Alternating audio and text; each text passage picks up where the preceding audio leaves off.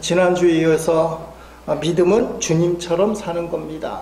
지난 주일날 말씀 제목은 믿음은 주님을 살리는 겁니다.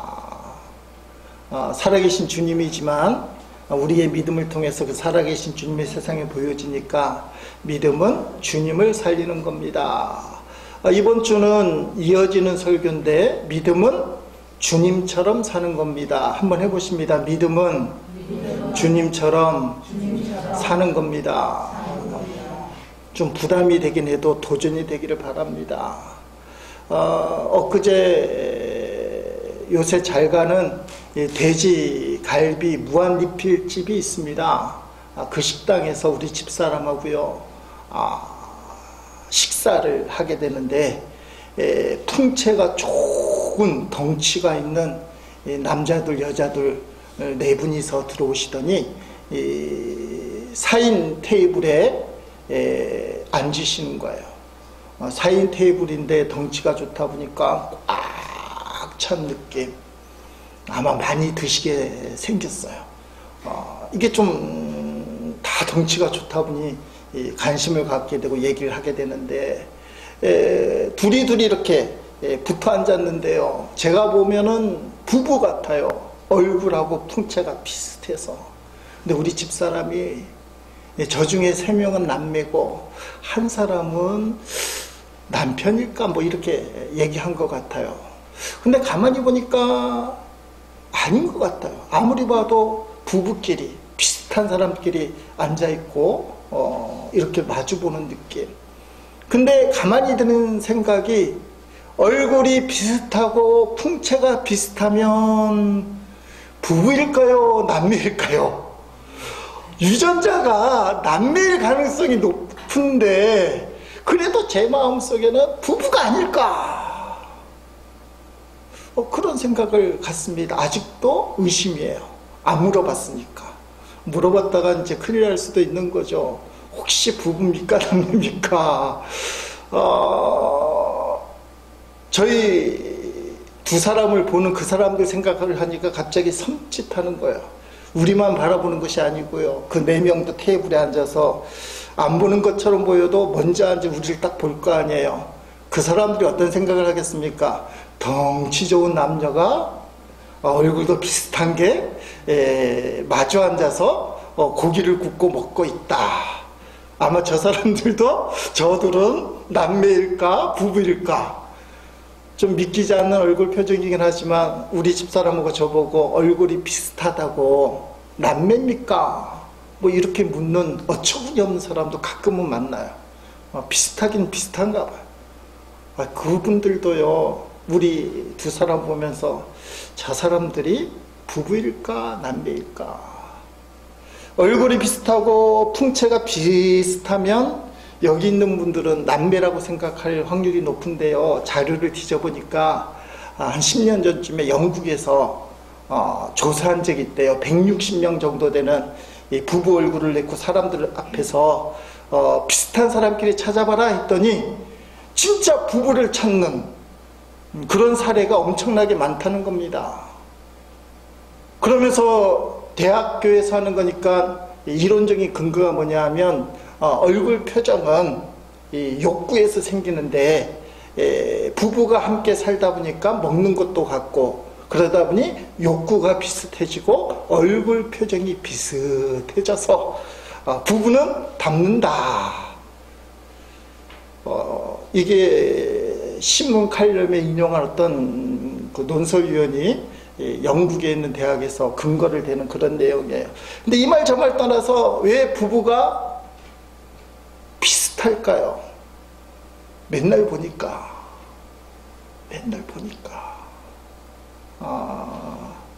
저하고 집사람이 맨날 보니까 비슷해지는 거예요. 부부가 비슷 안 하면 맨날 안 보는 거예요.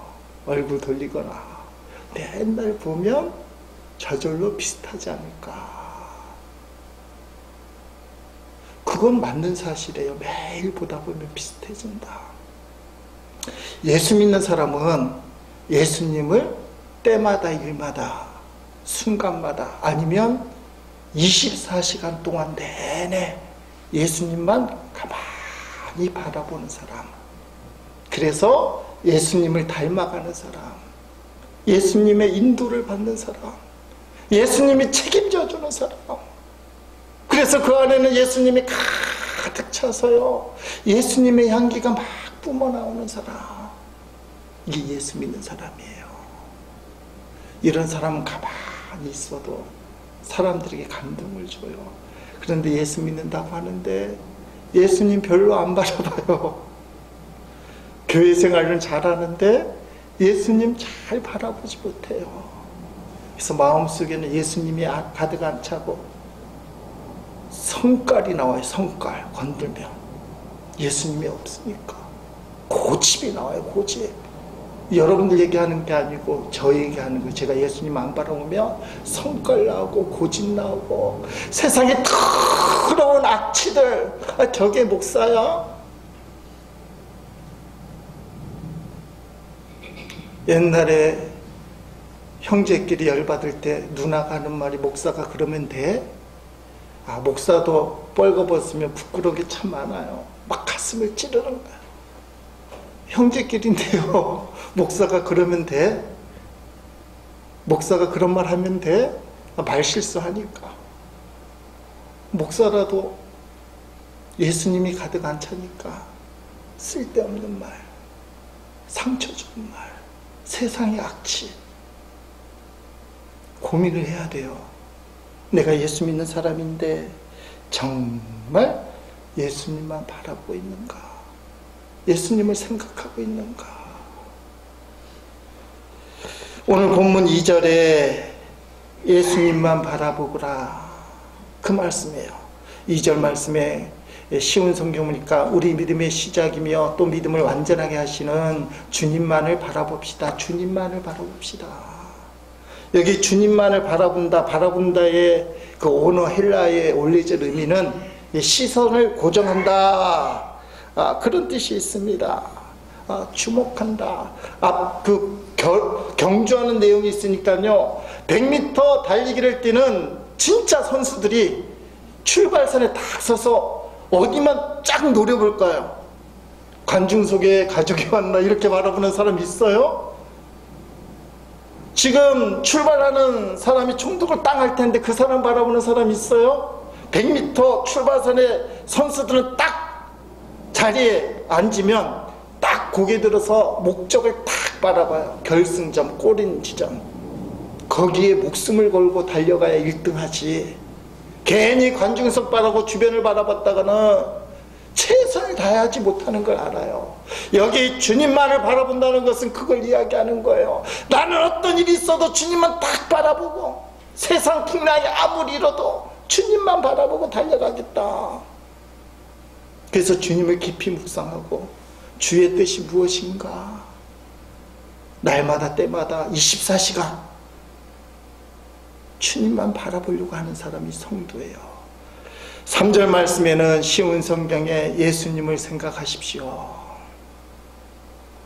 생각에서 예수님을 생각하는 연습. 여러분, 베드로가요, 주님만 딱 바라볼 때, 주목할 때 그는 그 깊은 바다를 반석 삼아서 걸었고요, 저 거친 파도를 반석 삼아서 그 물결을 걸었어요.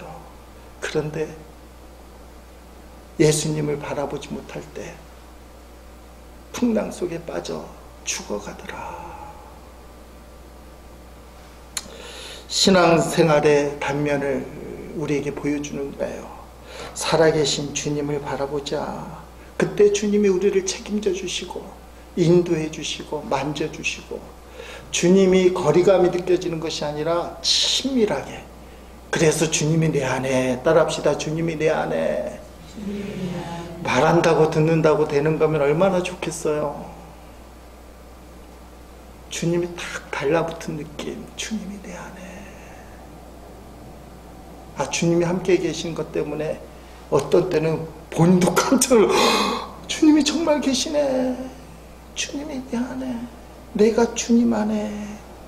이 표현을 살아계신 주님, 주님을 몸으로 느끼니까, 마음으로 느끼니까, 감동으로 느끼니까 세상 사람들 교회 다닌다고 해도 주님을 깊이 만나지 못하면 절대로 못 느껴라. 주님이 내 안에 살아계시는구나. 그래서 강단 앞에다가 살아계신 주님을 딱 붙였어요.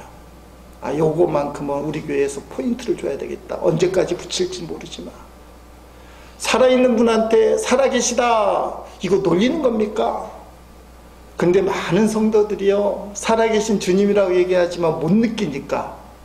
그래서 교회 와서 기도하고 찬양하고 예배 드릴 때 저 글자 보이면 뭐 가려서 안 보이는 분도 계시긴 하겠지만 살아계신 주님 딱 볼 때마다 피부로 느껴지고 마음에 감동이 되고 주님은 정말 살아계시다, 이 느낌이 들도록. 살아계신 주님, 본문에 보면요, 살아계신 주님을 본 사람들이 수없이 많다, 그렇게 표현하고 있습니다. 1절 말씀에 보면 이렇게 돼 있잖아요. 우리에게는, 우리 성도들에게 이렇게 많은 믿음의 증인들이 있습니다. 그들의 삶은 우리에게 믿음이 무엇인지 말해주고 있습니다. 그러므로 포기하지 말고 우리 앞에 있는 경주를 열심히 합시다. 우리의 삶 속에서 방해되는 것들은 다 없애버리고 우리를 10개월 가면 죄를 벗어버립시다. 아멘. 히브리서 12장 1절이니까 11장을 받는 거예요. 11장에 보면 구약에 나와 있는 믿음의 사람들이 많이 나옵니다. 아벨, 에녹, 노암, 아브라함, 야곱, 모세, 그리고 여자로서는 기생, 라합 등등이 나와요. 이 사람들이 우리에게는 수많은 증인들입니다. 그렇게 표현하고 있어요. 이 사람들이 살아계신 주님을 그때 만났습니다. 그런데 이 사람들이 모진 고난과 고통을 당하면서 결국 믿음으로 세상을 이겼는데요, 살아계신 주님을 체험했기 때문에 11장 38절에 보면 이 사람들을 뭐라고 표현하느냐, 세상이 감당하지 못하는 사람이다. 세상이 이 사람들을 환난으로, 고통으로, 질병으로 죽이려고 그렇게 몰아쳤는데도 세상이 죽이지 못한 사람이다, 승리한 사람들이다. 많은 믿음의 증인들이 있다. 살아계신 주님 따라합시다. 살아계신 주님, 이분은 생명이 있어요. 생명. 박제된 주님이 아니고 진짜 살아계신 주님. 거대한 고목이 뿌리가 뽑혀서 강물에 던져졌어요. 엄청나게 큰 나무인데 이 나무는요, 강물 따라 졸졸졸 흘러가요. 이유는 간단합니다. 생명이 없기 때문에. 근데 요만한 피라미 몰챙이라도 얘는 생명이 있기 때문에요, 강물을 거슬러 가는 힘이 있어요. 물론 힘이 딸리면 못 올라가겠지만 생명이 있기 때문에 강물을 거슬러 올라가요. 가끔 부산에 가서 그 바다를 이렇게 볼 때 보면 엄청나게 큰 배가요, 어떤 조그마한 배의 밧줄에 이렇게 묶여갖고 끌려가는 걸 보게 돼요. 가만히 보면 엄청나게 큰 배는 움직일 힘이 없는 무동력석이에요. 그래서 자기 힘으로 움직일 수 없으니까요, 그 배를 애인하는 조그만 동력 있는 배가 그 큰 배를 밧줄을 묶고는 천천히 끌려가요. 옛날에 새우잡이에 끌려가면 답도 못하고 새우잡이에 끌려갈래? 뭐 농담 삼아 그러는데 그 멍텅구리배예요. 멍텅구리배. 왜 멍텅구리배예요? 그 배는 사람들이 많이 있고 숙식을 하지만 꼼짝 못해요. 움직일 힘이 없어요. 닻을 바다에 내려놓으면서 움직이진 않지만 닻이 없어지면요, 파도에 흔들려요. 그래서 그 배를 움직이려면 동력선에 가서 끌고 와야 돼요. 아무리 커다랗고 힘있고 좋아 보여도 멍텅구리 인생이 있어요. 멍텅구리 인생. 성경에 나와 있는 많은 믿음의 증인들은 생명력을 갖추고 비록 작아도 세상이 감당하지 못하는 사람, 세상을 정복하는 사람, 하나님이 인간을 만드시고 복을 주시며 첫 번째 축복을 명령하셔서, 이건 명령이에요. 창세기 1장 28절에 생육하고 번성하고 충만하라, 이 땅을 다스리고 정복하라, 이게 인간에게 주신 첫 번째 축복이고 명령이에요. 그러므로 하나님을 믿는 사람은요, 세상이 감당하지 못하는 사람. 이 수많은 사람들이 이미 성경에 있습니다. 근데 이 말씀은 무슨 말씀이냐? 너희도 그런 수많은 증인에 들어갈 수 있다. 수많은 증인이 될 수 있다. 더 심하게 얘기하면 따라합시다. 살아있는 주님 때문에 세상을 이기는 간증자가 되라. 그 말이에요. 수많은 증인이 앞서갔는데 너희도 갈 수 있고 당연히 가야 된다.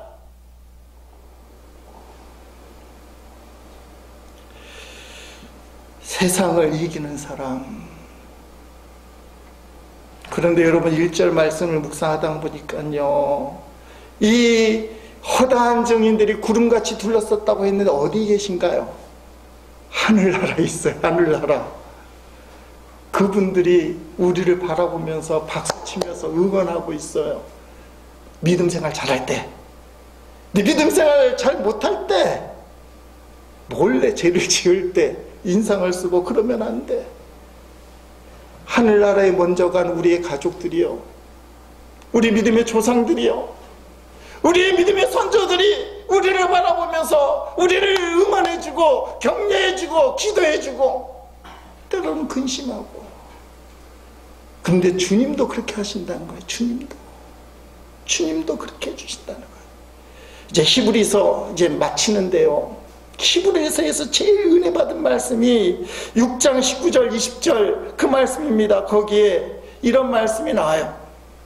우리가 가진 소망의 영원한 닷처럼 안전하고 튼튼하여 그 소망을 통해 하늘 지성소의 커튼을 열고 그 안에 들어가게 합니다. 예수님께서 우리보다 앞서 그리고 우리를 위하여 먼저 그곳에 들어가셨습니다. 예수님께서는 멜기세덱의 계통을 따라 영원한 대제사장이 되셨습니다. 아멘.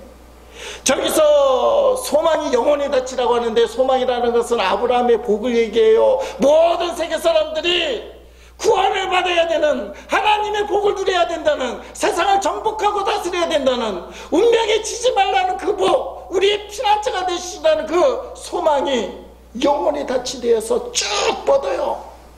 아까 말씀드린 것처럼 멍텅구리 배의 닻은요, 밑으로 내려가게 뻗어져 있지만 우리가 갖게 되는, 믿음으로 갖게 되는 영혼의 닻은 하늘나라로 쭉 뻗어서 하늘나라의 지성소의 커튼을 활짝 열고 예수님께 딱 연결되어 있다.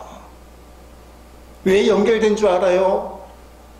주님이 우리를 위해서 뭔가 하신다는 거예요. 그게 7장 24절 25절. 예수님이요, 예수는 영원히 계심으로 그 제사장 직분도 갈리지 않느니라. 그러므로 자기를 힘입어 하나님께 나아가는 성도들 온전히 구원하실 수 있으니 이는 그가 항상 살아계셔서 그들을 위하여 간구하심이라. 아멘. 하늘나라에서 항상 살아계신 주님이요, 저와 여러분을 위해서 기도하신다. 히브리서는 유대인 성도들 위해서 말씀을 전하는 것이니까 구약의 구조를 갖는다고 그랬잖아요. 옛날 구약 율법에는 지성소에 하나님만 계시는 곳이니까 하나님의 임재를 상징하는 언약궤가 있었어요. 거기 함부로 못 들어가고 대제사장만 1년에 한 번 들어갔다 그랬어요. 근데 하늘나라에는 하나님을 상징하는 언약궤가 필요 없어요. 왜냐하면 하나님 당신이 계시기 때문에, 하나님 자체가 계시기 때문에, 표현이 좀 그렇긴 하지만 하나님이 계시기 때문에 언약궤가 필요 없어요. 왜냐하면 하나님 자체, 그 앞에 예수님이 계셔요. 보좌 우편이라고도 표현해요. 대제사장. 거기서 영원히 살아계신 우리 예수님께서요, 우리를 위하여 친히 간구하시니라. 항상 살아계셔서 기도하신다는 거예요. 수많은 허다한 증인들이 하늘나라에서 우리를 이렇게 구분 살피면서 잘한다, 잘한다, 잘해라 이렇게 응원하고, 때로는 우리가 잘못될 때 한숨하고 그러면 안 되는데 걱정할 뿐만 아니라 예수님도 똑같으시다는 거예요. 예수님이 우리가 잘할 때는 야, 잘한다, 잘한다, 우리 위해서 더 기도해 주셔요. 우리가 온전한 믿음을 이 땅에서 보일 수 있도록, 구원받은 성도답게 살 수 있도록. 그런데 우리가 빗나가면 주님이 얼마나 가슴이 아프겠어요. 여러분, 예수님이 하늘로 올라가실 때 이 땅에 예수님을 대신해서 내려오신 분이 성령님이라고 그러잖아요.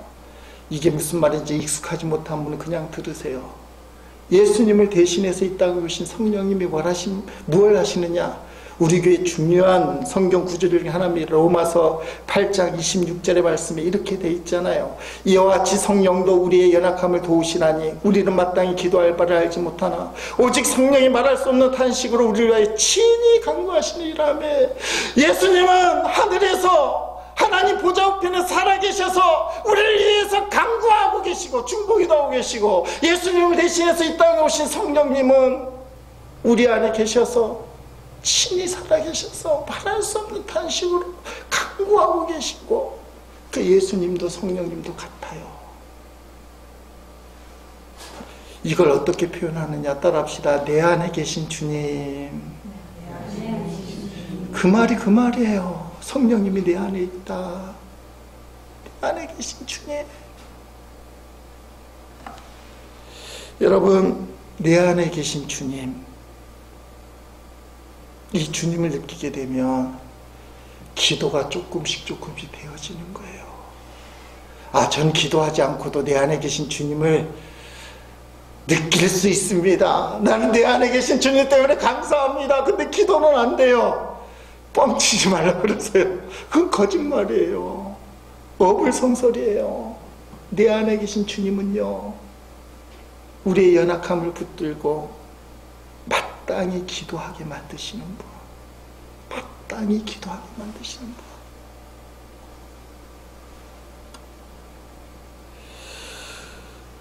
아무것도 할 수 없을 때, 그때 아무것도 할 수 없다는 말은 성립이 안 되는데요, 기도는 할 수 있다. 따라합시다. 기도는 할 수 있다.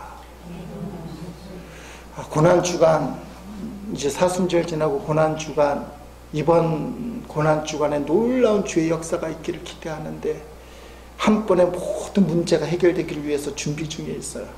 그래서 고난주간에는 이 가상칠언, 우리가 가끔씩 이 고난주간 7일 동안 묵상하는 말씀인데, 십자가에서 예수님이 달리시면서 마지막으로 하신 7말씀, 그걸 지금부터 준비하고 묵상하고, 고난주간에 하나님 한 번에 다 해결해 주옵소서 좀 욕심부리면서 기도 중에 있는데, 아더 핑크라는 목사님이 쓴 가상칠언 책을 보고 있습니다. 이렇게 많은 은혜가 되는데요, 충격적인 말씀이 거기에 있어요. 은혜가 되는 말씀. 첫 번째 말씀이 아버지여 저들의 죄를 용서하소서. 이게 가상칠언의 첫 번째 말씀이에요. 아더 핑크 목사님, 이분이 오래전 사람이긴 한데요, 이렇게 표현을 했어요. 우리 주님께서 십자가에서 하신 첫 번째 말씀은 기도하는 주님의 모습을 보여준다.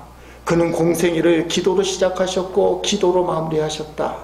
병자들 향해 더 이상 손을 내미실 수 없을 것이다. 두 손이 십자가에 못 박혀 있기 때문이다. 자비를 베푸시기 위해서 더 이상 다니실 수 없을 것이다. 두 발이 잔인하게 나무에 붙들려 있기 때문이다. 제자들도 더 이상 가르칠 수 없을 것이다. 그들이 주를 버리고 도망갔기 때문이다. 그렇다면 이제 주님은 무엇을 하시는가? 바로 기도 사역이다. 손이 십자가에 못 박히고 발이 꼼짝 못할 때, 예수님은 십자가에서 안 내려오셨어요. 근데 그때 할 수 있는 유일한 거, 기도하는 거예요. 여러분, 당신을 죽이려고, 실제로 죽이려고 하는 그 온수들을 향해서 예수님이 기도하시는 거예요. 근데 아더 핑크 목사님이요, 더 놀라운 해석을 했습니다. 무식쟁이 베드로가 성령 강림장을 날려 한 번에 설교를 했더니 3,000명이 회개를 했어요. 이 3,000명이 왜 회개하는 역사가 일어난 줄 아느냐? 그 놀라운 기적이 어떻게 일어난 줄 아느냐? 주님의 기도 때문이다. 베드로가 무식쟁이라서 설교를 했는데 우리는 베드로가 성령 충만해서 베드로를 통해서 하나님이 역사하셨다고 생각을 했는데 아더핑크 목사님이 그거 아니야! 주님이 기도했기 때문이야. 그것 좀 비교하려고 그래요. 거기 7번 나오잖아. 앞에 누가복음 23장 34절이 이게 가상칠언 첫 번째 말씀. 주님이 십자가에 달리시면서 아무것도 못할 때 하신 첫 번째 기도가 이 예수께서 이르시되 아버지 저들을 사하여 주옵소서 자기들이 하는 것을 알지 못함이니이다 하시더라. 베드로가요 오순절날 성령을 받고요 사람들에게 설교를 하고 3,000명이 회개를 했는데 그때 했던 베드로의 설교 내용 중에 형제들아 너희가 알지 못하여서 그리하였으며 너희 관리들도 그리한 줄 아노라. 예수님의 기도를 똑똑히 기억하고 있어요. 예수님이 우리의 주님이 십자가에 달리실 때 너희가 예수님을 못 박혀 죽이는 걸 뻔히 알면서도 너희들이 알지 못하고 그렇게 하는 것을 아시고 첫 번째 기도를 저들을 용서해 주세요. 저들을 구원해 주세요. 저들이 알지 못해서 나를 십자가에 못 박히지만 내가 그래서 죽지만 이게 내가 사명을 감당하는 길이고 결국은 저 원수들이라도 반드시 구원받아야 됩니다. 예수님이요 십자가에서 첫 번째로 그 기도를 했다는 거예요. 베드로가 그걸 알고 있는 거예요. 그래서 설교를 그렇게 하는 거예요. 너희가 알지 못하여서 그리하였지만 예수님이 너희를 위하여 십자가에 죽으시고 너희를 구원하셨다. 이게 설교 내용이에요. 그랬더니 3,000명이 회개하였다. 베드로는요 자기가 능력이 있어서 그런 역사가 일어난 걸 인정 안 했어요. 베드로는요 주님 기도 때문인 걸 알았어요. 그래서 목숨을 걸고 주님만을 붙드는 인생을 살게 된 거예요. 진짜 주님 살아계신 주님 진짜 만난 베드로는요 자기 자랑을 안 해요. 왜냐하면 주님이 다 하신 걸 알기 때문에. 아더핑크 목사님 만나기 전에는요 베드로의 성령 충만을 사모하고 그렇게 되길 바랬어요. 저도 설교만 하면 3,000명이 회개하게 역사를 하소서 능력을 주소서. 아니에요. 주님이 하셔야 돼요. 주님이 기도하시고 주님이 역사하셔야만 되는 거예요. 베드로 그걸 뻔히 한 거예요. 그러니까 자기 자랑이 없어요. 주님이 하시는구나. 주님이 일하시는구나. 이걸 내 안에 계신 주님을 피부로 느끼는 사람이 하는 그런 신앙 표현이에요. 이게 피부로 안 느껴지면 내가 뭔가 한 줄 알아요. 그래서 뭔가 일이 되고 좋은 결심이 맺히면 내가 했다고 생각하고 말은 안 한다고 하지만 괜히 어깨에 힘이 들어가요. 목사님들이 특히 그러잖아요. 교회가 뭔가 잘 되고 성도들이 복을 받고 뭔가 풍성해지고 막 기적도 일어나면 어깨에 힘이 들어가고 하나님 우리에게 이렇게 축복하셨습니다 은혜입니다 하면서 괜히 힘이 들어가고 정말 주님이 하셨습니다라고는 인정하는 게 점점 줄어들어서 교만해지고요 자랑질하게 돼요. 그래서 성경은 섰다고 생각되는 사람은 넘어질까 조심하라. 그 사람이 훌륭한 일을 한 것처럼 보이지만 그가 서 있는 곳은 반석 예수님이 아니에요. 모래 위에요. 타락하고 넘어지는 거. 이걸 우리가 너무 많이 보고 있어요.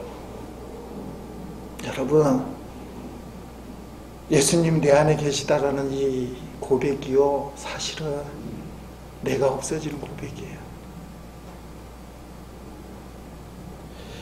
주님처럼 살기 위해서는 주님처럼 기도하고 주님이 기도하는 걸 알기 때문에 나도 기도할 수밖에 없다. 성경 내내 하는 말씀 요 근래에 엄청 강조하잖아요. 하늘에 계신 우리 아버지가 갑자기 무슨 뜻인지 느껴지지 않아요? 그 하나님이 시퍼렇게 살아계셔서 보고 계셔요. 예수님이 그 보좌 우편에서 7일 살아 살아계셔서 우리를 강구하고 계셔요. 그걸 피부로 느끼는 게 내 안에 계신 성령님. 그래서 예수님이 내 안에 산다. 이걸 피부로 느끼게 되면요, 주님이 일을 하시는구나, 나도 기도하는구나, 기도해야 되겠구나, 기도가 되어지는 거예요. 내 목적을 이루기 위해서, 내 꿈을 이루기 위해서 기도하는, 기도를 수단으로 삼지 않고요, 정말 주님이 기도하시니까 저절로 나도 기도가 되어지나. 근데 정말 주님이 일하시나. 주님처럼 살기 위해서 주님처럼 기도해야 된다. 주님처럼 살기 위해서는 두 번째 필요한 게 있는데, 영혼을 사랑해야 됩니다. 예수님이 왜 십자가에 죽으셨습니까? 제약된 인간들을 구원하기 위해서, 저와 여러분을 구원하기 위해서 십자가에 달리셨어요. 네, 히브리서 12장 2절을 우리가 묵상할 때마다 제가 강조하잖아요. 예수님이 이걸 기쁨으로 생각하셨다. 말씀 한번 볼까요? 히브리서 12장 2절 말씀에 이렇게 표현해. 믿음의 주여 또 온전하 계신 예수를 바라보자. 그는 그 앞에 있는 기쁨을 위하여 십자가를 참으사 부끄러움을 개치 아니하시더니 하나님 보좌 우편에 앉으셨느니라며. 억수로 강조하죠. 하나님 보좌 우편에 살아계신 예수님이에요. 십자가의 고난을 기쁨으로 받으셨다. 옥스퍼드 주석의 이 기쁨을 이렇게 표현합니다. 어려운 말도 나오는데요. 기쁨, 그것은 예수 자신이 누리게 될 하나님 보좌 우편에 앉는 것과 제 아래 있는 인생들이 구원 얻는 것을 보시는 데서는 기쁨을 가리킨다. 그분은 인간의 구원 및 하나님의 영광에도 승귀, 신학적인 단어인데요, 예수님이 인간으로 비하되셨다. 승기는 하나님 아들로 올라가셨다, 그 뜻이에요. 영광에도 승기라는 궁극적인 즐거움을 실현하시고자 십자가를 묵묵히 받아들이셨다. 기쁨으로. 옥스퍼드 주석은요, 기쁨을 별로 기쁘게 보지 않아요. 설마 하는 마음이 있나 봐요, 주석을 하는 사람도. 근데 저는 이게 기쁨이라고 생각해요. 산모가 애를 낳는데 고통스럽잖아요. 못 낳겠다, 다시는 못 낳겠다. 근데 둘째를 낳아요. 또 낳아요. 요새 둘째 낳으면 뭐 지원동하지. 셋째 낳으려고 하면 또 낳아요. 그게 기쁨이에요. 산모의 고통이지만 애를 낳는 기쁨. 여러분, 영혼 구원의 기쁨이 있어요. 따라합시다. 애 낳는 기쁨. 남자들은 죽었다 깨어나도 모를 거예요. 애 낳는 기쁨. 산모의 고통을 통과한 애 낳는 기쁨. 십자가의 기쁨이요, 애 낳는 기쁨. 영혼을 사랑하시는 예수 그리스도, 그 영혼 때문에 십자가에 달리시고 피 흘려주시고 생명까지 주셨어요. 지난 화요일날 목사님들 모임이, 강부 모임이 있었는데 권영아 목사님을 모시고 이야기를 했어요. 진주 강남교회의 담임 목사님이시고 직전 감독님이십니다. 여러 가지 좋은 말씀 나누는데, 그 권 목사님이 자기 얘기를 하시는데요, 그 지방에서 연합 모임을 갔는데 감독님께서 뭐라고 질문을 던졌냐면, 교회의 우선순위가 뭔지 아십니까? 사지선다. 첫째 기도, 두 번째 예배, 3번 전도, 4번 교육. 교회의 우선순위 1순위가 뭐예요? 예배, 기도. 근데 전도예요, 전도. 예수님이 이 땅에 오신 목적이 뭡니까? 마가복음 1장 38절에 우리가 다른 가까운 마을로 가자, 거기서도 전도하리, 내가 이를 위하여 왔노라 하면 전도.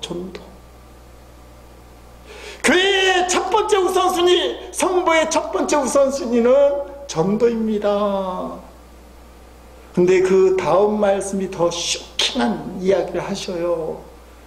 감독님이 그 말씀을 풀고요, 집회가 끝났는데 다른 교회 장로님이 감독님을 찾아오더니요, 감독님, 저는 장로가 되면서까지 그걸 몰랐습니다. 말이 돼요, 안 돼요, 대체? 성도의 첫 번째 우선순위, 교회의 첫 번째 우선순위가 전도인 것을 모르고 장로가 됐다. 전도를 못한다고 하더라도 그건 알아야지. 장로 자격이 없는 것 같아요, 사실은. 어쩌다 그런 인간이 장로가 됐을까? 좀 심하게 폄하해서 죄송합니다만, 알고는 있지만 하지는 못하는 거.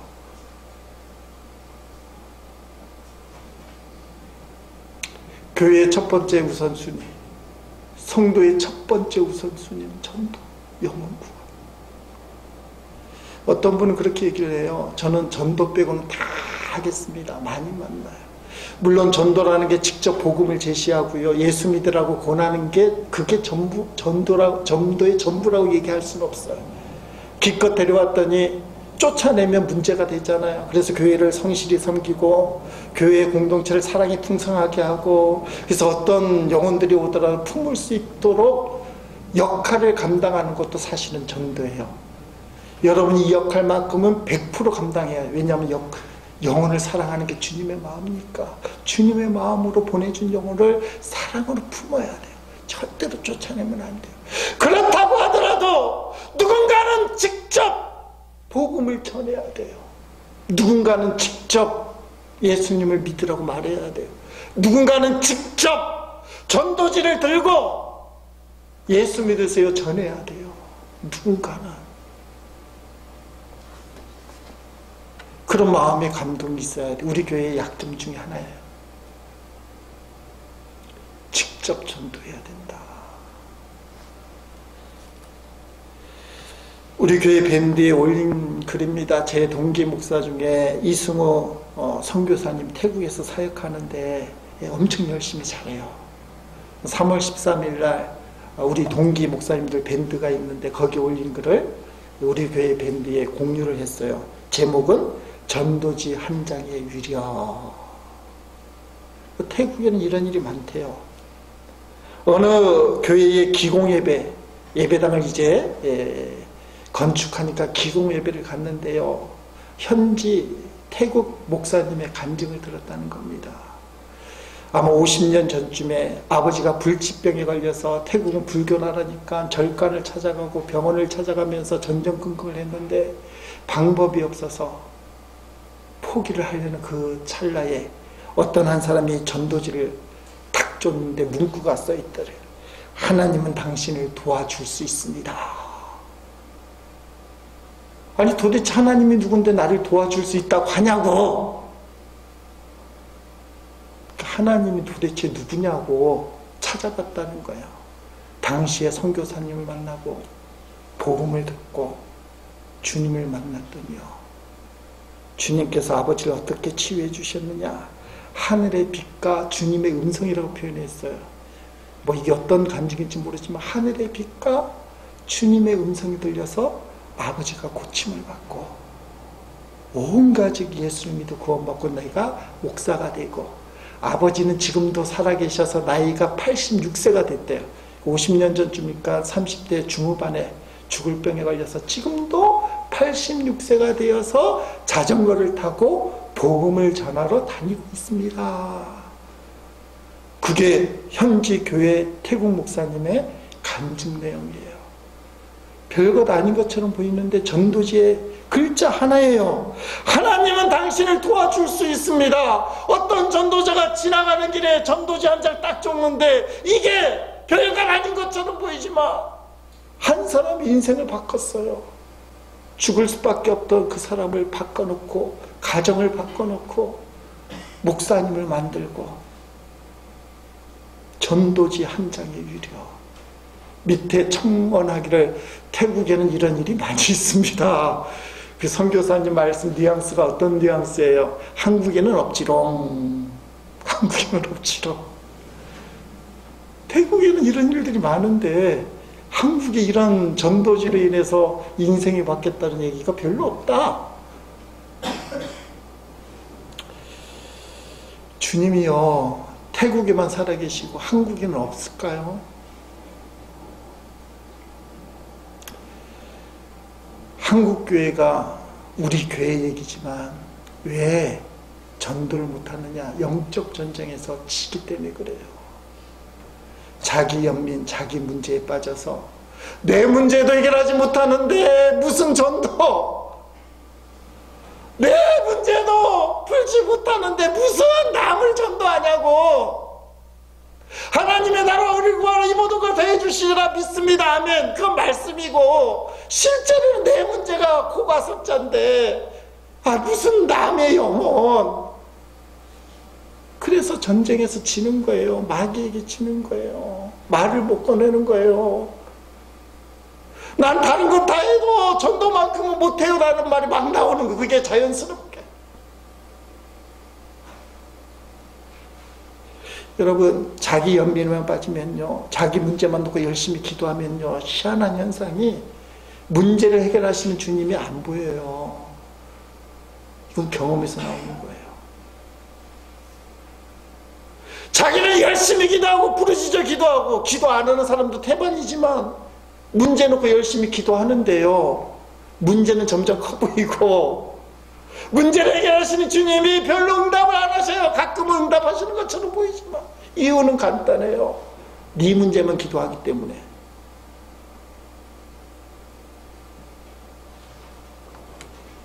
우리를 쪼그라뜨리는 게 영적 전쟁에서 적들의 계략이에요. 요새 저녁 기도회 예배식을 하는데요, 월요일날 이산지를 내게 주소서.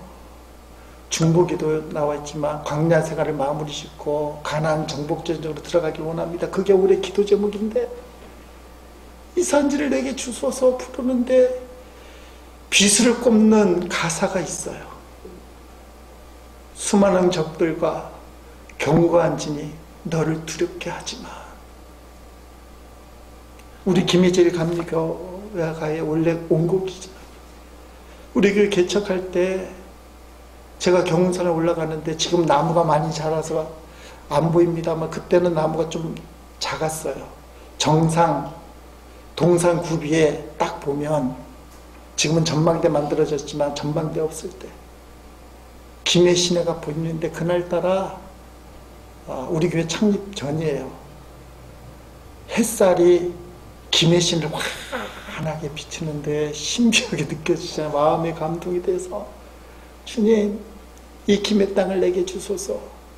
30대 초중반의 어린 목사, 성숙하신 목사가 자기 이기적인 기도하는 거, 이 김해 땅 내가 다 정복하겠나이다. 지금은 절대로 그렇게 기도 안 해요. 하나님, 이 김해 땅의 영혼들이 예수 믿게 해주세요. 우리 교회 오면 좋지만 예수 믿게 해주세요. 이렇게 기도하는데, 그때는 순수하기도 하고 뭘 몰랐잖아요. 주님, 이 김해 땅을 내게 주세요. 막 우기니까요, 주님이 줄 것처럼 말씀하셨어요. 마음의 감동이. 그래, 주마. 그래갖고 내려와서 쓴 게 이 김희철 감리교회예요. 근데 세월이 지나면서 상처들이 생기고 답답함이 생기고 어떻게 되겠지 하는 안일함으로 도망갔어요. 겉으로는 떨지 않는다 믿습니다. 아멘 해놓고는 수많은 적들과 견고한 진 때문에요, 그리고 받은 상처 때문에 자기 연민, 자기 문제, 거기에 팍 빠져 있었던 거예요. 제가 월요일날 하나님 앞에 이 말씀대로 살다, 수많은 적들과 견고한 진이 나를 두렵게 하지만 이제 주님을 신뢰함으로, 주님을 의지함으로 나아가겠습니다. 초창기 때는 들뜬 마음으로, 열정으로, 꿈과 비전으로만 주님 축복하소서 이렇게 기도했지만, 지금은요, 주님과 함께 친밀함으로, 내 안에 계신 주님 때문에. 그래서 희망을 봐요. 우리 교회가 약한 건 사실인데 주님이 함께 하시는 희망. 겉으로는 크고 화려하고 세 보이는데요, 주님이 없어서 무너지는 그런 교회들이 얼마나 많은지 몰라요. 겉으로는 세 보이고 화려한데 주님이 안 계시면 무너져요. 제일 나쁜 건 겉으로 보기에도 초라하고 약한데 주님까지 없다. 비참한 거예요. 어떤 목사님은 나가 죽자 그래요. 차라리 나가 죽자. 교회 때려치고 나가 죽자. 근데 주님이요, 제 마음속에 너가 여태까지 수많은 적들과 견고한 진 때문에 겉으로는 안 떠는 척, 안 무서운 척 그렇게 했지만 지난날 네 모습을 보니까 도망갔잖아. 그렇게 물었어요. 사실입니다. 근데 이제는 도망가지 않겠다는 거예요. 주님이 내 안에 계시고 그 주님이 나를 위해 기도하시고 내가 해야 할 일이 있으니까 내가 하는 거지만 내가 하는 게 아니라는 거예요. 주님이 하셔요. 사랑하는 성도 여러분, 아직도 적들은 존재하고요. 견고한 지는 우리의 힘으로 해결할 수 없어요. 질병 때문에 의학적으로 자식들 문제도 내 문제로 안 되고 사업 문제, 뭐 이사하는 거 문제 하나 적들과 견고한 진이 우리를 두렵게 하는 거예요. 주보에도 그런 내용 썼습니다. 내가 뭘 잘못해서 이런 일이, 이거 솔직한 우리 이야기잖아요. 하나님을 증인석에 세운다라고 내용 한번 읽어보세요. 불평원만이 있어요. 수많은 적들과 견고한 진이 우리를 무섭게 하고 두렵게 해요. 그래서 우린 도망가요. 주님을 신뢰함으로, 의지함으로, 믿음으로 도전하지 않고 도망가요. 마귀의 계략인 거예요.